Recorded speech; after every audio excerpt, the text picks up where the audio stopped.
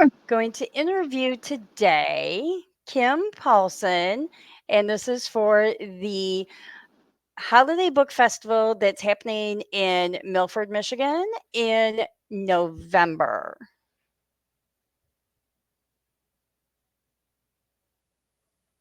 Okay, perfect.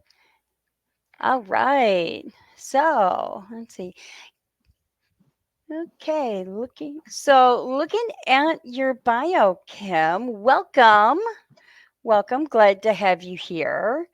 Um, I see that you have one book. Is that correct? This is your first book? It is my first book, yes. And that is Byline. Mm-hmm. And what genre does that fall into? It is I call it a legal thriller. It's a mystery. It's a whodunit. It I would put it in all those categories. Awesome. What Because made you sometimes when I say choose legal thriller, I was going to say sometimes when I say legal legal thriller, thriller? people think it's going to be really heavy, legal. And I mean, there's some Ah, legal, but it's a murder mystery, whodunit type of thing. Yeah. awesome. So how did you choose that genre to write in? It's what I know and it's what I love. So first of all, I'm an attorney, Okay. so that obviously made a lot of sense. Second, I am a huge mystery reader and also crime lover. So you put all of that together, and it was kind of an obvious choice. I mean, if you look at my bookshelves, they're just filled with police procedural mysteries, things like that. So Awesome. So, what is your preferred method of writing? Do you like pencil to paper or do you use a tablet or no, I do it with laptop? my laptop. Laptop, yeah, complete laptop. Um, I prefer to write, if possible, outside. I like to go sit on the patio when it's nice. It just kind of takes me away from everything in the house. It's usually I'm out there alone. Um, so it's a real nice environment for writing, I think. And are you working on some new projects or new books? I'm hoping to make this a series. My first book is hopefully a first book in a series. It's just taken me a really long time to get to the second book, but I'm I'd say about a third of the way done with the second book, and it's the same protagonist. It is also Sony Silver. So they're supposed to be the Sony Silver mysteries. So we'll see. We'll see if I can get that done.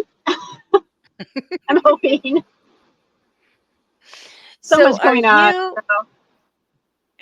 are you a plotter where you do outlines or are you more of a pantser where you just write as it all comes to mind? I obviously sit down with a kind of a fully formed idea of where the plot's going to go, but it's a very general idea. And then when it comes to actually writing the scenes, it's completely just sit down and do it. And I know with my first book, it was very common for me to sit down to write a scene, and then I ended up saying things and doing things that I hadn't originally planned, and it took the book in a little bit different, or character in a little bit of a different direction. And it was really cool though, because I just sat down and wrote. And if I'd been overly rigid, I probably would have not had some of the developments in the book that I actually ended up with. So I like doing So, that. what format is your book available in? Well, up to this point, it's been available in both ebook and print. It's traditionally published, so it's pretty much available everywhere. Unfortunately, we just got notification that our publisher is closing its doors. So it's putting me in a very difficult situation. They're going to revert the rights to me, but in the meantime, there does not Oh, appear to be an ebook available anywhere right now. while I'm waiting for the rights to be reverted. Okay. And I'm going to have to figure out what I'm going to do with it. I'm probably going to self-publish at least for a little while, for now. So soon, hopefully, there will be the ebook again. As of right now, Amazon has print books. Okay. And I also sell the print books. I have a pretty good supply of my own, and I also sell them at vendor events such as the Milford event. It's coming up. Awesome. So who designed your book cover? You said you're actually traditionally published. Yeah. Did they design your cover in-house, or did you have somebody else design your book? They hired somebody to do it, and it is credits are in the cover, but I cannot remember what the name of it was. It was a somebody who does those kinds of things, and so they hired a third party to do it. But I love my cover, and in fact, I paid the money so that I could purchase all the original artwork, the Oh, layout and everything nice. from the publisher. Because I want consistency, and I just love my cover so much. I told them what I wanted. They went out and Mhm. did it, and I don't want to lose it. I don't want to have to start over. So you said that your publishing house is closing, and then Yes. they're reverting all the rights back to you, and then you're going to take that and go.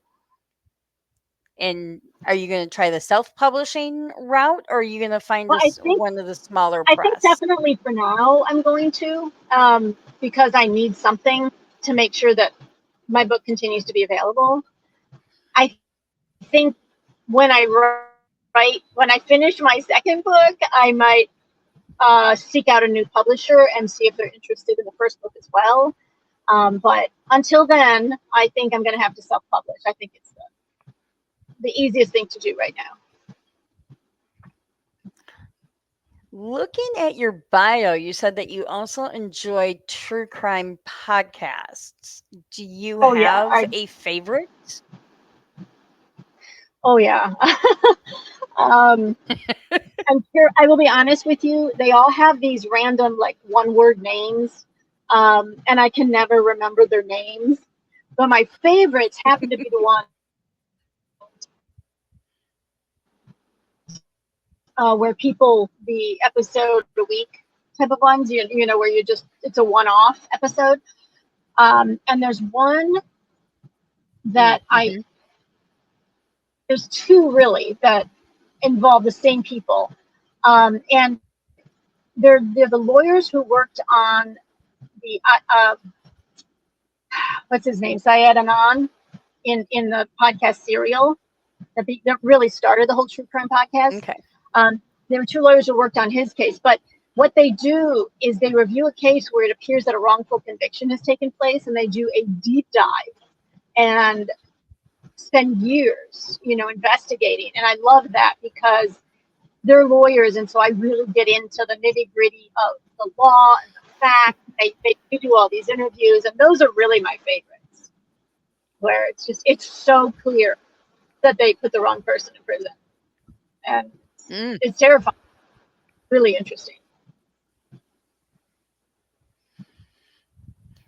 Let's see.